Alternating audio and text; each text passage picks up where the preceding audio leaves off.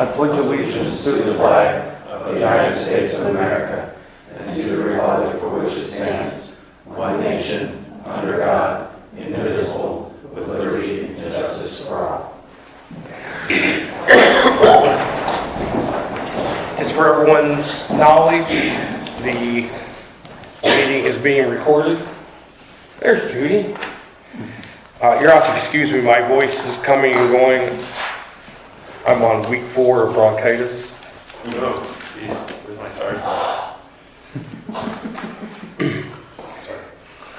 Sorry. Public comments, special presentations. Seeing none, is there any reason for us to move into executive session? John, you have nothing? Anybody else? Did everybody get a copy of the minutes from the May 30th, 2017 minutes? There was no meeting in June due to, we didn't have a quorum. I have a motion to approve the minutes for May 30th. I'll make a motion to approve the minutes as presented. I have a motion, do we have a second? Second. Motion and a second, discussion? Yeah, I have a question. Right in the center of page 1 under work release center review, it says, starts out with motion carried. Unanimously stated that we've been contacted by the state. Is there anything missing there prior to that? I think that should have been Cindy Morrison. My shortcuts. Oh, Cindy Morrison stated. Yes. Let's see. Oh. Any other additions, corrections? I need to make that correction. A motion to move, to make the correction? Second? Second. I have a motion and a second. All in favor signify by saying aye. Aye. Opposed? Motion carries. Old business, update on work on a release center visit, state hospital facility. Well, it seems that the conference call took place, but it seems that the cost to bring the Mitchell building up to code would be borne by Warren County. And from what they said on the conference call, it just seems at this point to be not really a viable option. Things such as a new sprinkler system, heating and air conditioning, electrical, a number of things. And it just seems that since that cost would be borne by the county, kind of defeats the purpose of the work release center ultimately being self-funded. So I think that's on the back burner unless we can find an alternative location. Do I have a motion to table this project? What about another location? Well, I think the thing, a couple of things. One is that, I think that we should continue a conversation with them. I mean, we got the information at the meeting, didn't really have a chance to process it. I totally agree that us bearing the burden of maintenance or the development of the building is really possible, but we didn't really address the idea of having credits in the lease, or seeing if there was anything else we could do, like, okay, we'll fix the building up, but you'll credit us as far as our lease agreement goes, and maybe over the next couple of years we'll have, a huge cut in our land in order to, offset the cost of setting the building up, or, things along those lines. I also think it'd be worth it to, further take a look at the makeup of the building and see what other utilizations of it could be. Right? So I don't really consider a door shut on that facility as much as I think there's still a lot of work that needs to be done to evaluate it. And to hear more from the state. I mean, they've got to be able to move on some of those things. I mean, that facility is not going to get used. I mean, for anything else, I mean, they're not getting any lease payments on it now, if we did, so. My only question is going back to high-level alternative. Why are we exploring that versus just expanding the operations within the existing structure of the warehouse that we use, actually are not using right now?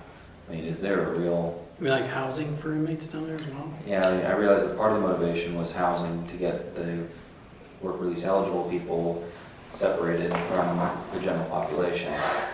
But right now, as far as I know, we've never been in a position of really needing that additional space. Is there some reason to separate them beyond, we would say, contamination of morals?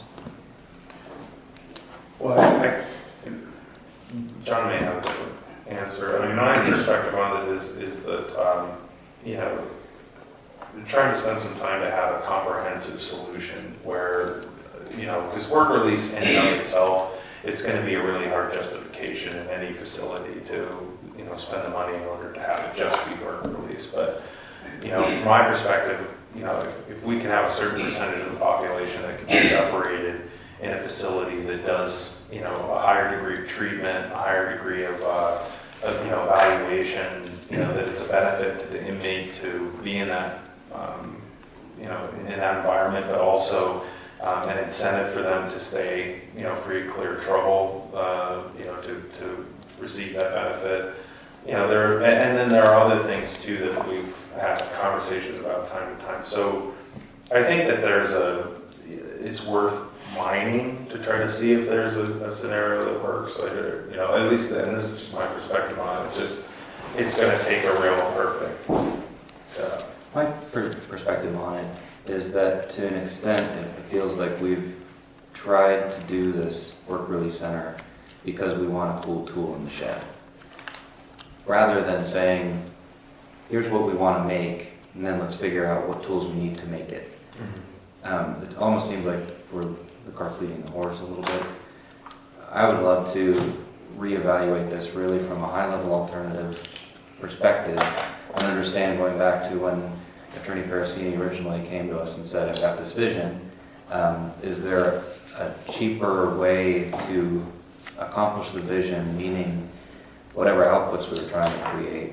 So we don't really care fundamentally whether the building is used or not. Our concern is with the people and that they're rehabilitated, reformed, back into the community as good citizens. Yeah, I mean, I wouldn't say that the focus is entirely on the utilization of the building. I mean, I understand that, but what I'm saying is that I don't fully understand what the outcomes are that you're looking for, and maybe there's other ways to accomplish whatever those outcomes are. I think the outcomes are pretty clear. I mean, the goal is to have a percentage of the population that can be rehabilitated that is eligible for work release in a separate facility where... But why the separate facility? Well, so that they're not mixed with the general population. And why is that helpful? Well, right now we have the work release going to your, you know, regular employers. We have issues with, you know, contraband. So if it's a contraband issue. That's part of the issue, and I think that's probably the biggest issue. When the idea originated, I thought, you know, that would be a fantastic place, and we could even potentially look at allowing, you know, tobacco products around that, you know, designated areas, like a smoke area up around there.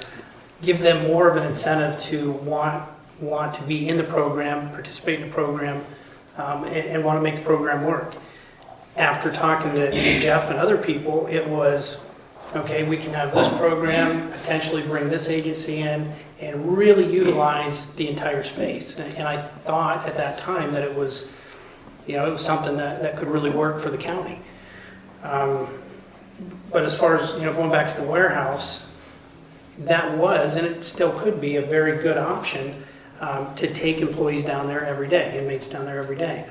I know Commissioner Eggleston has the idea of the recycling center, which, you know, we're all for that, and we're going to participate in that. As far as anything else, I don't know what space is going to be available after that, after wherever the recycling center is going to be located in there. So that's something, you know, that we're going to... Currently, there's one. I think it's important to note the level of attention that's been paid to this project has not been high by the Commissioner's office. I mean, that's a huge part of the problem as well. I mean, John Pericini and John Collins have really driven whatever work that has been done, and their resources to a large degree are limited. I mean, until it becomes a priority of the Commissioner's office to get this done, like in whatever fashion we see fit, it's going to continue to, you know, have challenges as far as, like, you know, what level of finished are we at as far as planning goes. You know. Attorney Parasini, what are the outcomes that you would want to see in a work release center? Oh, well, I mean, I'd like to see, I agree with John, I think it needs to be a separate structure. When we took a look at the Erie County facility, that was a separate structure, and it was essentially self-sufficient because of the fees that Erie County generated through the program that paid for the program. People wanted to be a part of it, so they weren't going to do stupid things like get involved in a fight over who has 5 tater tots and who has 6 tater tots because they didn't want to lose their opportunity to participate in the program. So their level of security was a minimum. And you know, I think we can all agree that what makes correction systems so expensive is the level of security. But finding a building that works in a perfect world, like in Erie County, which I guess is a perfect world, you know, they can build a building, and it's great. We can't, so we have to look at an existing structure. And I'm not aware. I haven't done a lot of searching in the real estate market, but I'm not aware of any facility that would fit our requirements in terms of size, in terms of access, in terms of modifying it for the minimal security that it would need. And I think that's what made the Mitchell building so attractive, because everything was already in place. The security was there. There was a general work area, so work release people could come literally from upstairs, downstairs into the work area and do the work that's presently going on at the warehouse now, cutting that transportation cost. But you know, that doesn't seem to be an option now, or there are some questions as to whether or not that's an option. And I'm not aware of any other facility. I'll certainly look around and keep my ear to the rail and hear what I hear. Just so that I'm understanding what everyone's saying, the reasons for having a separate facility is contraband to quality of life / freedom, additional agencies and or programs that can be used for rehabilitation purposes, self-sufficiency, maybe, motivation of good behavior, and 6, minimal security, meaning less cost. Right. Well, and I would also say that if we separated a percentage of the population, our utilization of the jail would be less. So hypothetically, you know, and especially if the recidivism program was implemented and worked well and we reduced our prison population, you know, there are larger parts of the jail that could be shut down. You know, that's what they've done in Armstrong County. You know, and so then you don't need to, you know, staff those. You don't need to heat them, you know, at the same level, and Right. or the maintenance of it. You know, the jail is a huge cost. So the more we can get people on the right path, and the more we can, you know, kind of move away from, you know, because the part of what's driven this conversation too is the fact that the jail's almost been maxed out on a regular basis for most of the months of the past couple of years. You know, I mean, you have. Is that true? Well, this year, I think, I gave Julie some numbers. I can't remember what they were, but we have been, we're a little lower. We're at like 113 for the month of June as our average population. So we're about 20 inmates below max. The number's still up there. You know, typically, without looking, I would say we were around 120 last year.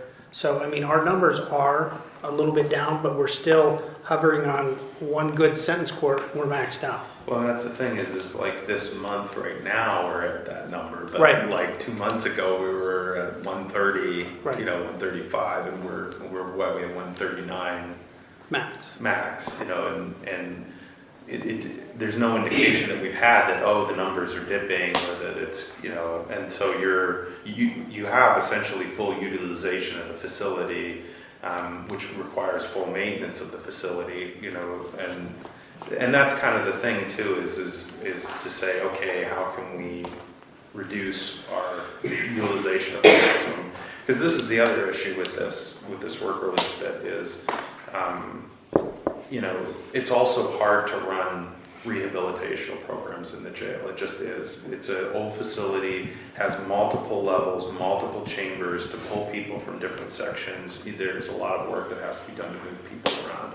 Like the idea with this is okay, we're going to take the percentage of the population that is that we feel we can work with in order to get them on a different path. Let's put them in a whole different place where we have easier access to them. It's easier to move them around. It's easier to get them to work, frankly. Right. Like the work that it's a chore just to get the people out of the jail in order to get them to go to work, or at least now, or make them employable. One of the things, when we talk about our max capacity is 139, which it is, but how the jail is set up, you have 8 different housing units. This one housing unit, say it's protective custody. You have beds for 18 people, but maybe under that status, you only have 11 people in there. So you have 9 or 7 open beds, but you can't put general population inmates in there. Same thing with the females. And then we have the RHU unit. That housing unit holds 18 people. Maybe we only have 10 people. So, our general population, that is maxed. That's maxed. And we have other places, but we can't put general population in with protective custody, RHU, or the females.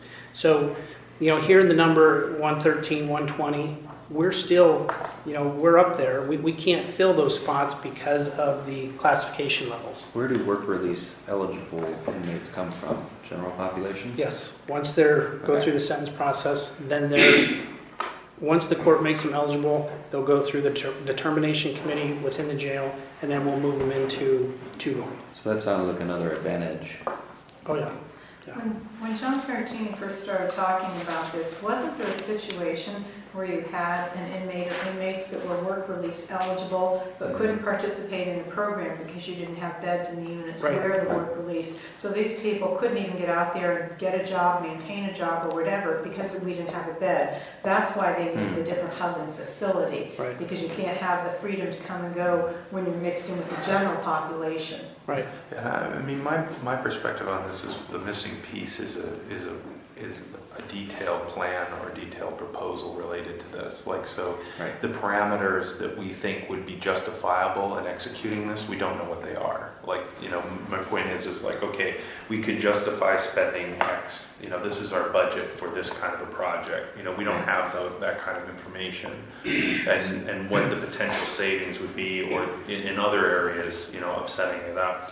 So I would not want to move on tabling this. I think that we should, someone needs to step up and do that detailed proposal. I know we've asked for it before, but haven't seen it. So does someone want to take that on?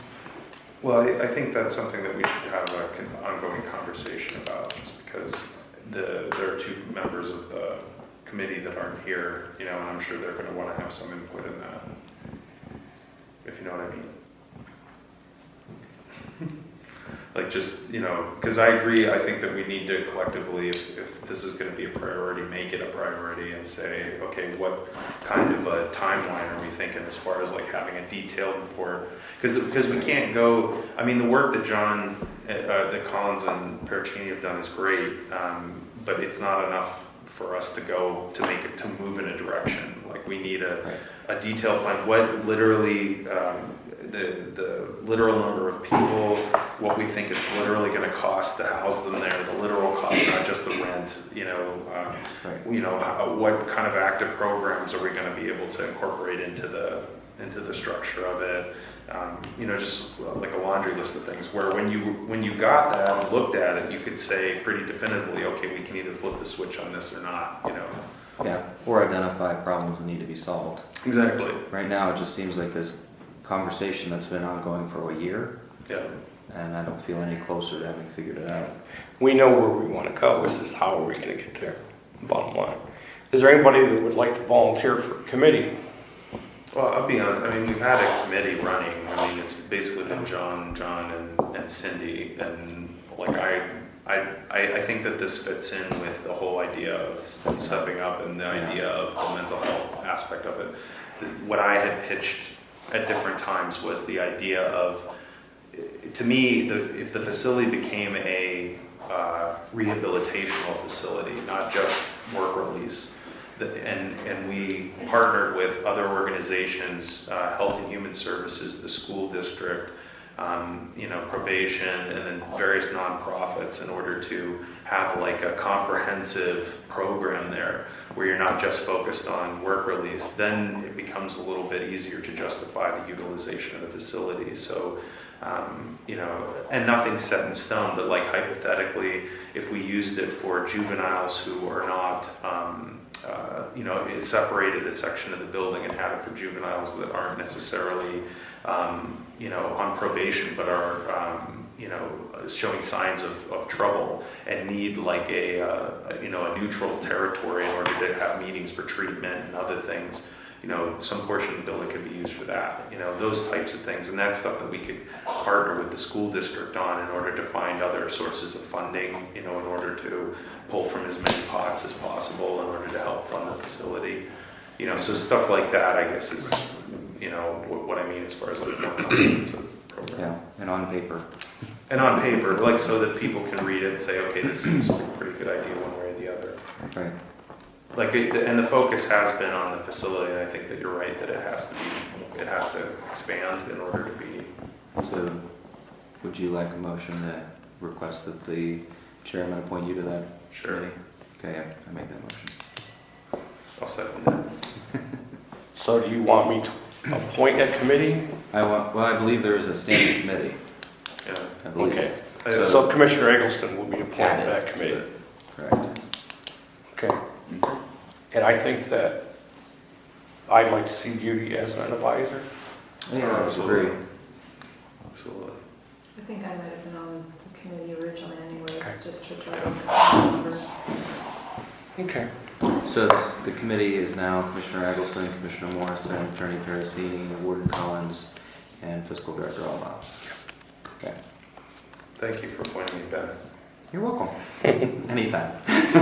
Any other further discussion on the topic? If not, fiscal report. Bills being paid this month for the prison would be $61,660.81. Nothing unusual, remarkable. I just add to that I'd like to commend Warden Collins for maintaining the budget at the jail this year. We just had a nice budget meeting. We were right at 50% halfway through the year, which is always nice to be on budget. So I'm just looking. Thanks, I appreciate that. Do I have a motion to accept the fiscal report? So moved. Second. Motion and a second. Further discussion? All in favor signify by saying aye. Aye. Opposed? Motion carries. Sheriff's Warden report. John? Average daily population for June was 113, highest being 120. Of the 120, we had 61 inmates sentenced, 47 to county, 14 to state, 12 males and 2 females. Work release for that month was 14.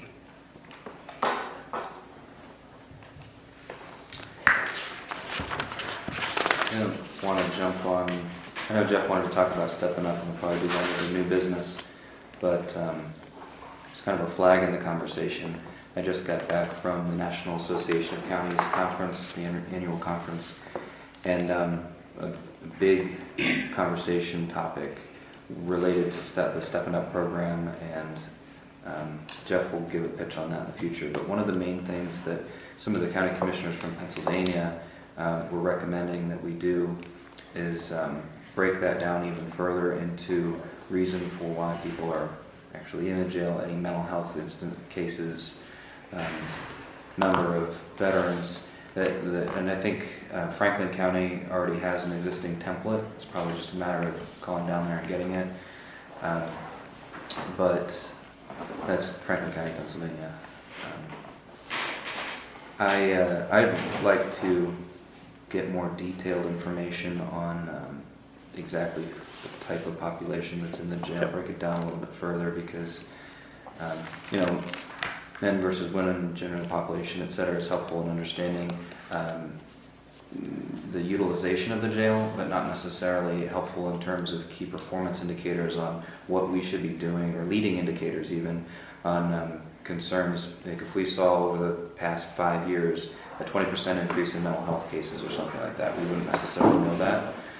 So that's the kind of thing that I would like to start having these reports so that we can track it over time.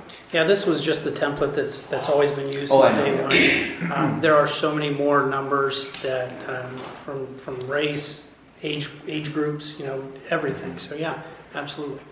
Yeah, one of the things, I met with Laura McDunn, and I have another meeting that I'm scheduling with her to talk about some of the stuff like that, because she's got a lot of statistics that are more finite as far as like who's in treatment for what, and getting like just regular statistics on that. We could probably have a conversation with her in order to help incorporate that. Do we want some back data as well? Do we want to go back 6 months or a year or something like that? Yeah, we could work with her to see what she's got too. I think that would be helpful. If we did kind of a state of the jail once a year, and just graph everything and really take a good deep dive in the data, so we have a good understanding of who's there, why, and what we might be able to do to help. Yeah. Yeah, I think I'd like to. One of the things after meeting with Laura was putting together like a kind of a comprehensive report on what we're doing currently, like because the monthly statistics for her at the very least are pretty consistent. A lot of that has to do with funding for treatment and just the population in general. So, and I think that would be good for her, because some of the stuff I was really surprised about, oh, this is really great, we're doing this, and then there was other stuff like, it was like, oh, we definitely need to be doing more of this. So Right. Those numbers will help with that, so I think that's a great idea. Anything else? I have nothing to add. Do I have a motion to accept the warden report? So moved. I'll second that. Motion and second. Discussion. All in favor signify by saying aye. Aye. Opposed? Motion carries. Capital projects. So with the elevator repair project, I forwarded you, well, Cindy sent an email to everybody that had Steve Sigmund's. Now, I didn't feel like that was an actual contract. It's probably the contract is the same, but that document was it looked like it was a proposal, and then it had a signature sheet tacked onto it.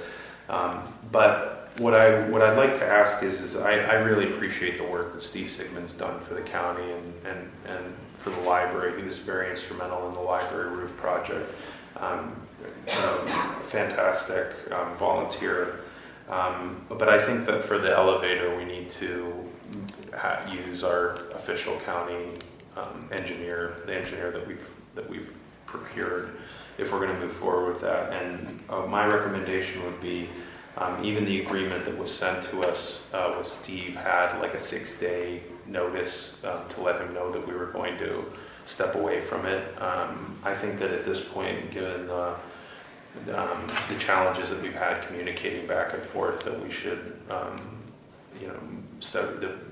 if everybody's okay with it, step away from that agreement and just engage the engineering firm to come in and evaluate the elevator based on the proposals that we've already had, and move forward with that. Okay. I'd move to terminate the contract with Mr. Sigmund and pay him in full whatever he's done. Yeah. As well as turn over his progress to date.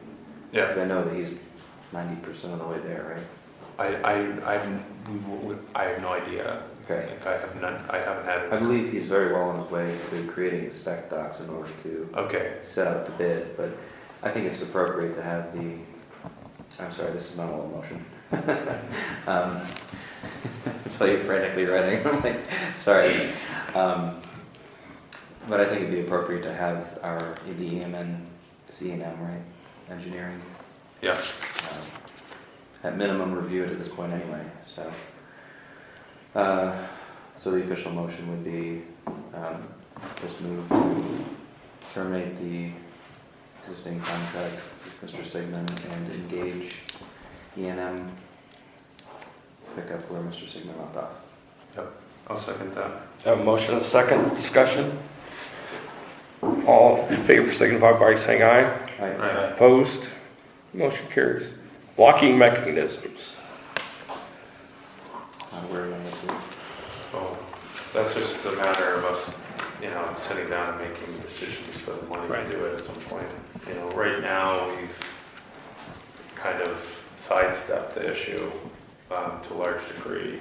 And most of the people that you've put in the one floor it's having challenges. I mean, most of them are very low security people. What I did, we had to put the females in there because of the locking mechanisms. The female population grew, so we had to actually move them to the dorm area, which is a larger facility. So we do have males in there, but yeah, they're not. We have 2 state sentenced inmates right now, and they're not. I guess you can say more trustworthy inmates. So yeah. They're less of a risk for like fighting and that kind of stuff. So, which is really, I mean, to some degree, that's what those mechanisms are there, so that you can separate everybody when there's an issue. I just don't know when we can bite the bullet on that cost. Because the one floor was what, like 150, or was it more than that? or was it 200? I think broke down. If you were to go floor by floor, it was less than 100,000. Yeah, because I think a floor was somewhere between 100 and 100. Right? It was I thought it was more like 3/4 of it. I thought total it was Or right not around 3/4, but like right around a quarter. between 2.5 and 300,000. Yeah. I want to say that was with the control room operations too. Yeah. That's for the I'll whole. bring all the. I got it in folder. I mean, this is something that we'll have to have an ongoing conversation about. This is something that we may, especially if we can keep the costs down on the boiler and some of the other maintenance items, that then we would shift it to this. If we could. Potentially.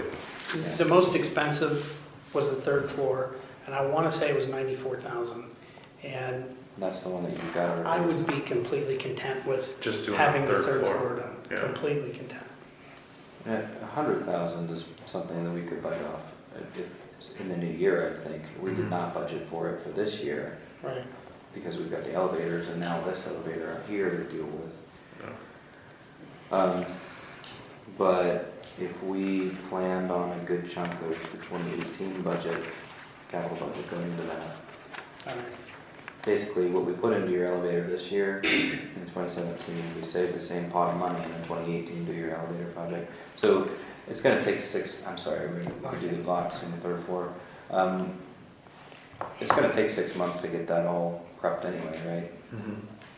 Between getting it spec'd out and all, so.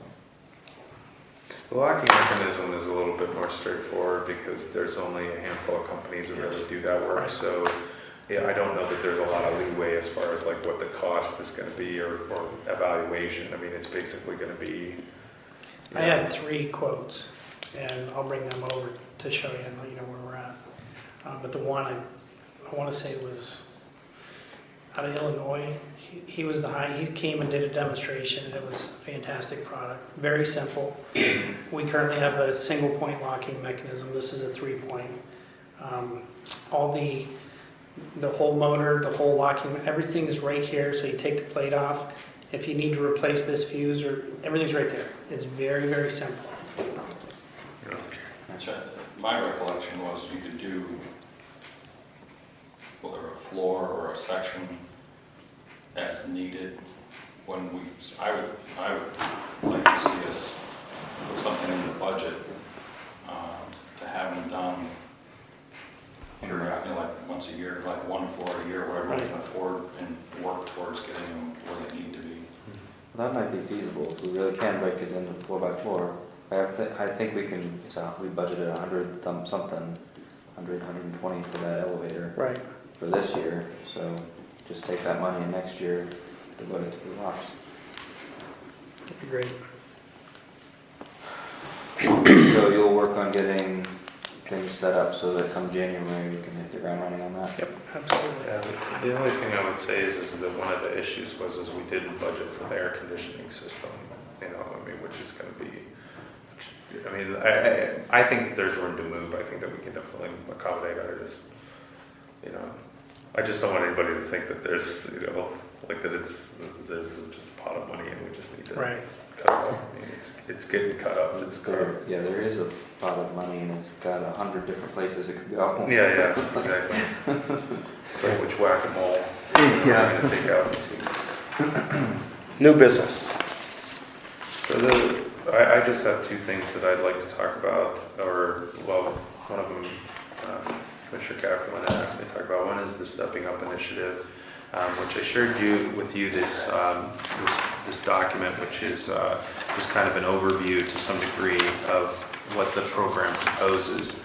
I think that the 6 questions that are in this document are really great for kind of addressing or thinking about this topic. The questions are, number 1, is our leadership committed? And this has to do with reducing the number of people with mental illness in jail. Number 2 is, do we conduct timely screening and assessments? Number 3, do we have baseline data, which is something Commissioner Cafferlin just asked about. 4, have we conducted a comprehensive process analysis and inventory of services? 5, have we prioritized policy, practice, and funding improvements? And 6, do we track progress? And so even if you go down that list, I mean, there isn't anything in there that's necessarily related to spending money, per se. So basically, this is a non-binding resolution that I've asked the other commissioners to join me on, that we have on the agenda for Wednesday. Again, this is a national effort in a combination of NACO, the National Association of County Officials, and then the American Psychiatric Institute, and there's a bunch of different organizations involved in it. And essentially it is to take a look at mental health in the prison system. The correction officers in the United States have had to take a huge amount of responsibility on over the past 30 years with the Olmstead Act and a number of other things happening, where we're just seeing more and more people with mental health issues coming through the jail system. And they do include drug and alcohol dependency as a part of their the categorization of mental health.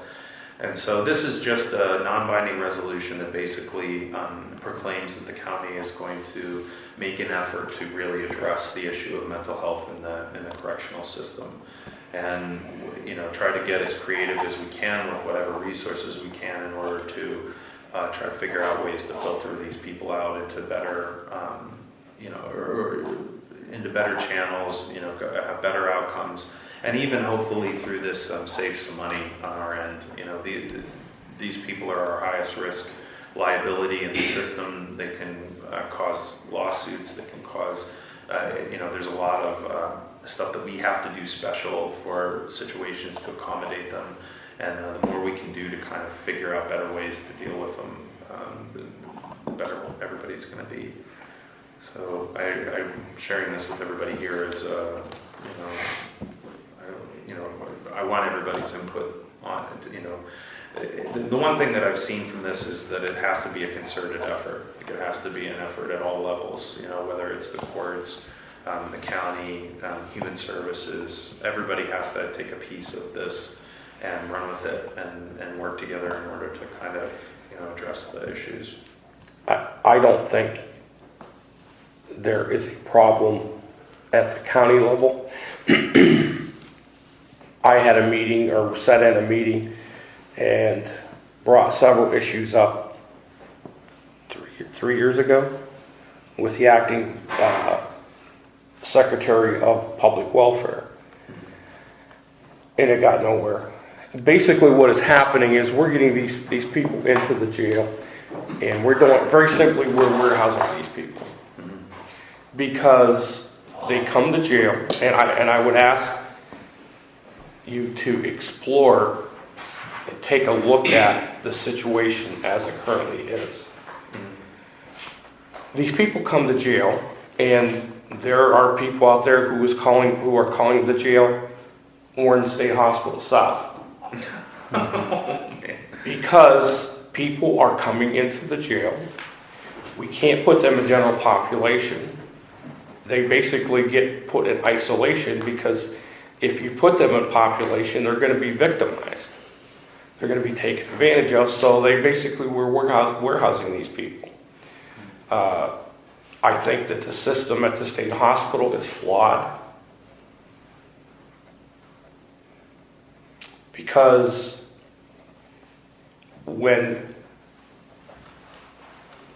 these people are in the state hospital for a reason. They have issues, they have problems. I get it. But when they do something, they get arrested. The magistrate district justice is put into it. And I used to get angry at the magistrate because they were putting them in jail. But the more I sit down and I thought about it, the MDJ doesn't have a choice. Because when a person is arrested at the state hospital and they go out for arraignment, they're discharged. Now, the problem that I've got is if they come from Erie County, they come from Crawford County, they come from Lancaster, whatever, when they're in a state hospital, there's a responsibility of that county. But once they get discharged and come to the Warren County Jail, they become the problem of Warren County. And sometimes we send them off to other state hospital facilities. And one of the biggest disservices that was done to rural counties was when they closed, specifically in this area, was when they closed the state hospital. Because what they have done is now we go to the one in Blair County. You mean the forensic unit? The forensic unit. Because what they've done is they have basically made it difficult for the rural counties. Prime example, if we get an order to take a prisoner to Mayview or Torrance, that is 2 deputies for a whole day. So you got to drive 4 hours down. Versus a male going to the state hospital. They've made it difficult on the rural counties and they're catered to the large county, Allegheny County, Westmoreland County. Your bigger counties, their sheriff's offices have a transportation division. That's what they live for. That's what they do for a living. And they have really put the burden on the small counties, and they're being very unfair to the people who are committed to the jail. Because the MDJ has no choice. When a person is arrested, you either put them in jail or you put them on the street. And the way the system is right now, they're better off in jail. Because they're going to be victimized out there in the street. Because they have no place to live. Well, and we're tasked with monitoring their medications Yes. and everything else. And one of the big issues you have is the people that are out on the street aren't monitoring their medications, and they're going off them, and then they end up getting in a fight at Bilo, and then they end up, and it's like they end up arrested. Now the thing is with Torrance and some of these, and this is what I found out talking to Laura, was that you have wait times there to get people in there, and they're only going to take somebody if they're like a literal threat to society, there's nowhere else they can go because they're so overtaxed on their end. Yes, because if Torrance or Bayview or wherever, you've got this tremendous wait time. And I'll be honest with you, the Department of Corrections is apparently they're following the model of the state hospitals because they closed Western in Pittsburgh, which was the catchment area for Western Pennsylvania. We now go to Greene, which is an extra hour. And they're only taking so many prisoners a day. What are they taking? 10, maybe a day? From each county at the most 10. So, because Forest County took some prisoners, Right. We asked them to take a couple of ours. They said, sure, no problem. John calls the facility. They're like, oh, we can't do that because we're over our daily number. It's not the way that works. Yeah. The state, I think, and I don't care if you quote me or not, I think the state is continuously dumping on the counties. Oh, yeah. They're doing it at the Department of Corrections. They're doing it at the Department of Public Welfare. And the money's not coming with it. No, it's not. So. Well, and we don't have the resources. We don't have the psychologists. We don't have all of the human services. Even on the human services, it's really challenging to try to accommodate these people. And I think the thing with us with this is to try to weed out the ones that we can really work with, because the hard luck cases, I mean, there's nothing we can do about it. They'll end up getting special treatment through us, the best that we can do, and I think it's really the outcomes are bad on all fronts, just because the corrections officers have to deal with stuff that they're not capable of dealing with, or aren't trained. That isn't the line of work that they got into, was to be, psychiatrists, and then for the people that are in the system too. I mean, some of them. I mean, I can think of a couple. I mean, everybody knows a couple off the top. You guys know all of them because you're over there, but where I know the person, every 6 months they go off their meds, and they're living in an apartment somewhere, and they end up going to a department store or some other place and causing a ruckus, and then they get arrested for simple assault or making terroristic threats or some other thing, and then they end up in our system. And then if they're lucky, eventually they get a short stay at the state hospital where they knock them out on meds, and then they send them back. And it's just this overarching cycle because they've been, And the state department, like welfare, that runs the state hospitals, they have these ridiculous policies, and they get dumped. I mean, we had 3 corrections officers that got sent to the hospital. I mean, situations like, we've had officers hurt over and over and over and over. That's just the realization. So I applaud here, and I hope we can get somewhere.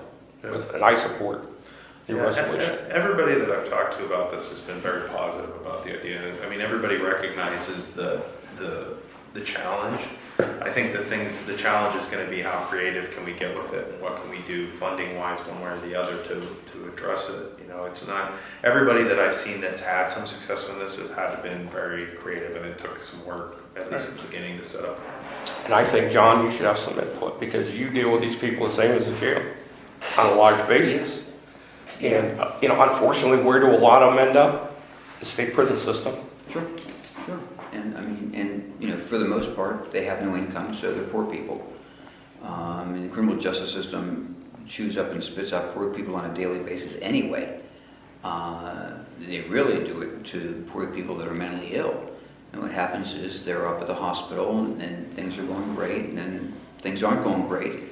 And the hospital gets to the point where they throw their hands up and says, well, we've done everything we can do. He's now a criminal justice problem and no longer a mental health problem. So then it gets dumped on the same way that they get dumped on, and then our jail gets dumped on, and our system gets dumped on. I mean, I heard a state trooper, when I questioned him why he would charge a person who is at the state hospital, why he would charge a person with disorderly conduct for dancing on a table. He indicated that, well, he's done it before, and if we charge him with a crime, then he'll know that he can't do it again. I said, well, you're assuming that that he thinks like you do. I said, there's a reason he's at the state hospital, because he doesn't think like you do. And it's not a situation where you can say, well, if we charge him with a crime, then they'll learn their lesson. They're not going to learn their lesson. But that's the mentality you have with the most elite crime-fighting force in the Commonwealth of Pennsylvania. So you can only imagine, where else that thought process continues. He's going to dance on our tables now. Sorry? Said he'll just dance on our tables. Well, yeah. Yeah. Do you want do you have the resolution with you? I do. I brought it. Okay. Is that something that you'd want this board to endorse? Yeah, I mean, I would welcome an endorsement from the prison board, and just as a note, the district attorney sent me an email also saying that he supported this initiative, and so, I think that, I haven't heard any, the only, there's only been a couple of critical comments about the whole idea, and most of that has to do with, well, what are you going to do? It's kind of that, let's throw our hands up and kind of give up on the whole thing. I think that everybody acknowledges that it's a problem and that it's something that we've got to have a focus on. Well, if the chair would entertain, this would be motion to recommend this resolution to the commissioners? Well, maybe it should come to me. Who else is that? Seconded. I don't know who all the voting members are. I don't know if I can make a motion. Yeah, you can. I would make a motion to support it.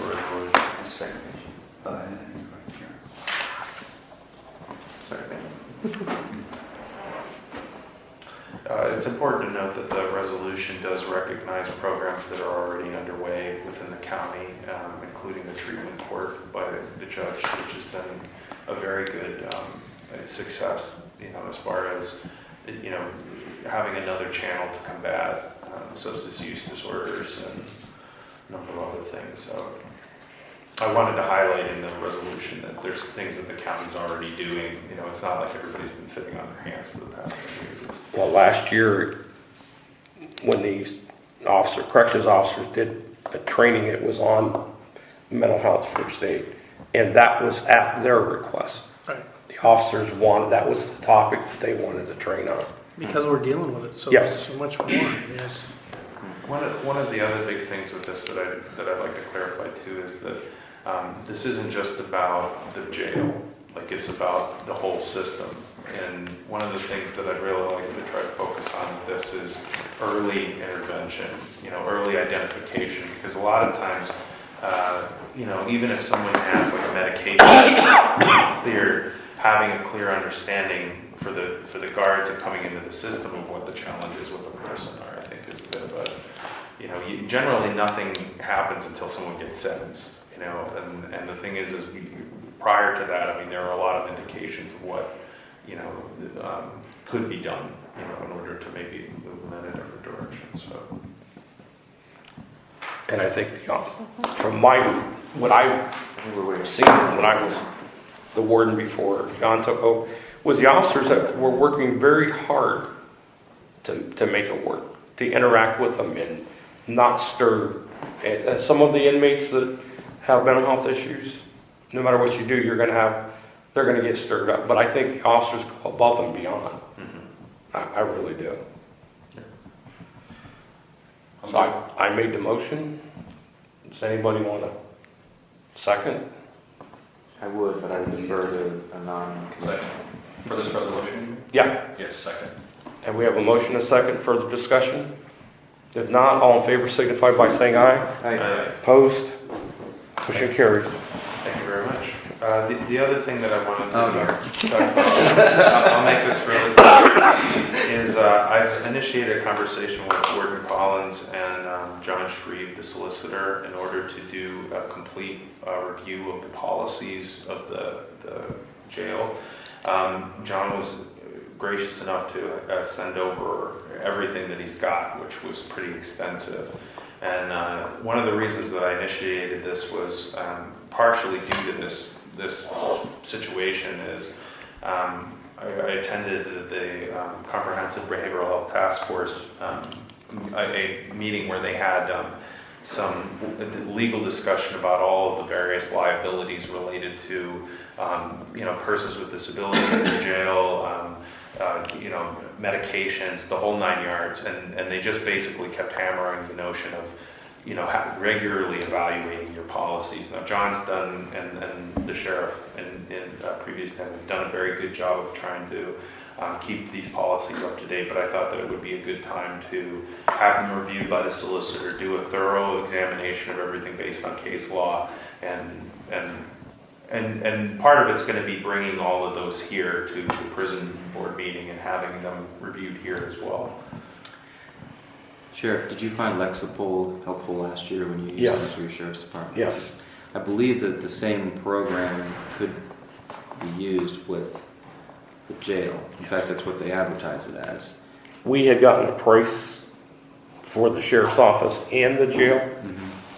Do you remember roughly how much? $14,000. $14,000 in order to do the jail. Yes. And what they would do is they will take your policies and procedures, review them, and they will make sure that they meet state and federal case laws and laws. Okay. And they will, I'm sorry, but they will also do a training, per se, And with the regular- officers. They will basically say, okay, here's a policy, and they will make comments. And I mean, to me, I think it's very good. And the thing is you could make the case that, oh, 14,000 sounds like a lot of money. Until it keeps you out of a lawsuit. Well, and the thing is that one of the reasons that this became a priority for me is like having gone through that class and having the discussion with other people about it was, I was amazed at the types of lawsuits that people were winning and the costs that were being incurred by the counties when they had good policies to start with, and it just took one situation where there was one piece of it that they hadn't accounted for, there was some other thing, and it created a loophole that, generated a, $500,000 lawsuit for a medical provider or for the county, so here's my recommendation. Lexipol, their main purpose is to evaluate work instructions procedures related to law enforcement and jail corrections officers. My recommendation would be that we spend at least a portion of our PCOMP money, or PCORP, I forget which one paid for it last year. But if we have any unallocated funds, I would recommend that the Safety and Security Committee recommend to the commissioners that we apply for the overview that they did with the Sheriff's Department on the jail. Yep. We had at our sheriff's conference, we had Gordon Graham, who established Lexipol. He spoke, and if I can get, I think they videotaped it, and if I can pry someone's hands off it, I would like you to watch it. Because he goes through basically a 2.5 hour of policies and procedures, why you need to keep reviewing. The other thing I would say is once we get going with this, we need to do the same with the medical provider in the prison and any other business that has any contact with the inmates. Just because this was one of the things that I was shocked to find out was that the prison systems can assume that they have no liability if a medical doctor in their facility does something, and they need to be as versed in how to deal with the inmates as the guards do. Fascinating. Yeah, and it was a roundabout way because they had misprescribed a medication for an inmate, and then through a series of coincidences, the person ended up committing suicide, and then the family sued the institution, and the jail hadn't properly put in place some of the things to put checks on the medications and stuff, and it's just stuff like that. I mean, there are so many, ways, and that's what I mean about, this is why Lexipol might be a really good solution, but just to make sure that everything is compared to case law, not just to regulation, Right.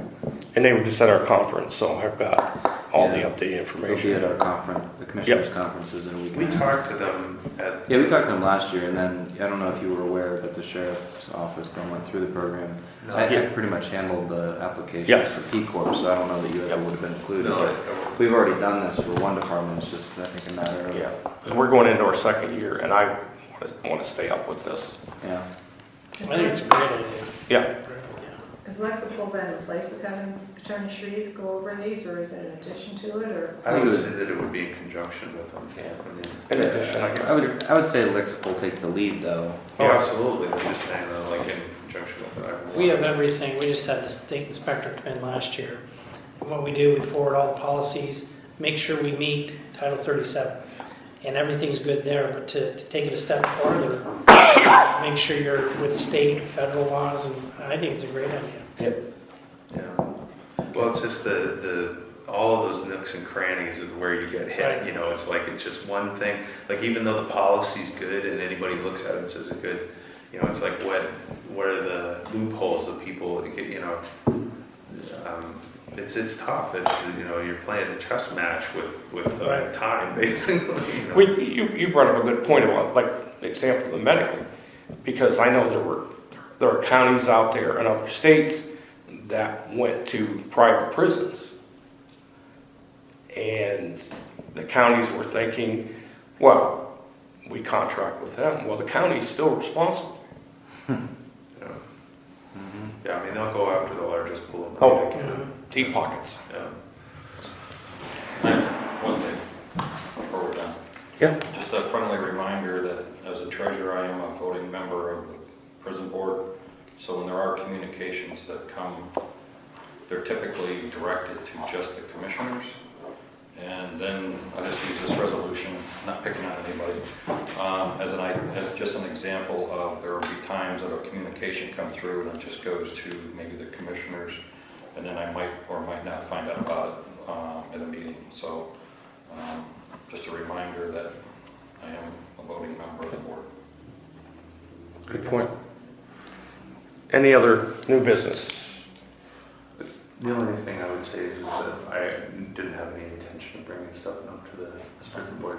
I didn't want you to think that you were like... Well, I just heard a comment. Well, you did comment. I just picked up on it. I realize you brought it here, but the comment that you said was that the DA was in favor of it as well. So made it seem to me like it had been partially distributed. Oh, I just distributed people in the court system. So I mean, I totally get your point about being included as a part of the prison board. The other thing is it's been going around our associations. I mean, all of our associations have been talking about this quite a bit. I doubt the Treasurers Association cares. Or that they've had a direct communication about it. Announcements. Your conference, Commissioners Conference, is in Erie. Yes. And there is a committee meeting Sunday the 6th on corrections and the courts. And I will be there representing the State Sheriff's Association. Oh, great. I have a community and economic development meeting at the same time, so I won't be able to come over for that. I'll try to be there. Next meeting, August 29th at 1:30. Do I have a motion to adjourn? So, second. A motion, second, all in favor? Aye. Opposed?